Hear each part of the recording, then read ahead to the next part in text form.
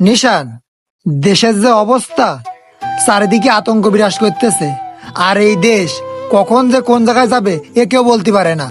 আর তুই যদি আমার পেছনে জমি বেচার জন্য ঘুরিস, এ আমি পারবো না। ওই জমি নেওয়ার অ্যাবিলিটি আমার নেই।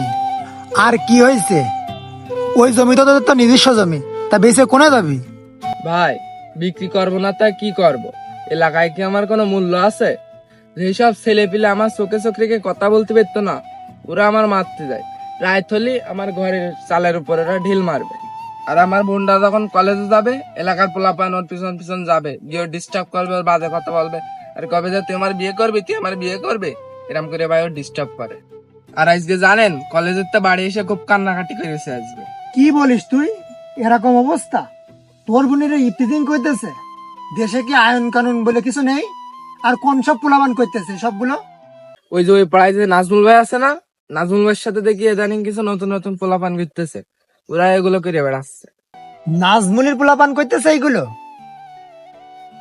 কেন, নাজমুল না ওই বিস্কুট কোম্পানিতে কাজ করতো ওই নাজমুল না?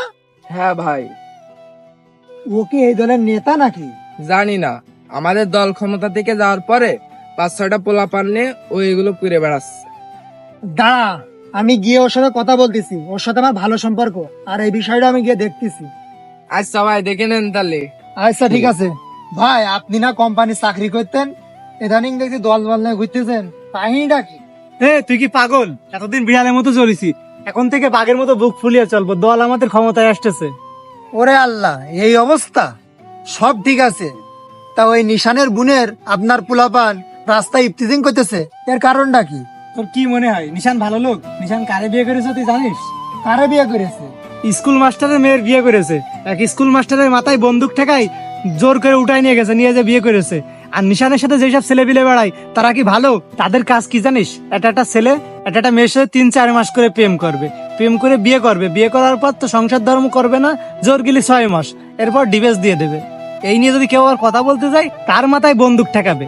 তা ওর বোনের ডিস্টার্ব করবে না ছেলে পিলে, তা কি অন্য লোকের বোনের ডিস্টার্ব করবে? তুই বল ভাই। ও ভাই, তাহলে কি এখন ওইসবের প্রতিশোধ নেওয়া আসছে? আপনি খেটে খাওয়া মানুষ, আপনারে বললে আপনি বসবেন। ও আগে যেসব করেছে ওইসব পাপের প্রায়শ্চিত্ত এখন ও করতেছে। এলাকা ছেড়ে পালানোর মতন অবস্থা ওর। ও যদি ভুল না করতো তাহলে কি ও এলাকা ছেড়ে যেত না? এখন ও যা করেছে করেছে, ওরা এখন বুঝাতে হবে কোনটা ঠিক ছিল আর কোনটা বেঠিক ছিল। তাই বলে আপনারা ওর বোনের ইফতিজিং করবেন, ও কিন্তু মেনে নেবে না। ও বলো আপনার শত্রু হয়ে যাবে, ও বলো আপনার বন্ধু হয়ে থাকবে না কখনো। ও সুযোগ পালি আপনারা ক্ষতি করার চিন্তা ভাবনা করবে। আর এইভাবে যদি চলতে থাকে, দেশটা তো ধ্বংস হয়ে যাবে। তাই বলতেছি ভাই, ও যা করেছে করেছে, এবারের মতন ওরা ক্ষমা করে দেন এবং ওরে বুঝান যে কোনটা সঠিক ছিল আর কোনটা বেঠিক ছিল। উপরে একজন আছে, তার বিচার সে আল্লাহই করবে। আর এখন যদি এর বিচার আপনি নিজে হাতে করেন, তাই এর বিচারও তো আপনার ওই আল্লাহই করবে। তাই বলতেছি ভাই, এই সবগুলো বাদ দেন। আচ্ছা ঠিক আছে, ওর বোনরে আর কেউ ডিস্টার্ব করবেন না। আমি পোলাপানরে ডিসাইড করে দিবানি যেন এইসব কাজ আর না করে। আচ্ছা ঠিক আছে ভাই, আপনার কথাটা শুনে খুবই খুশি হলাম। তাহলে যান। আচ্ছা।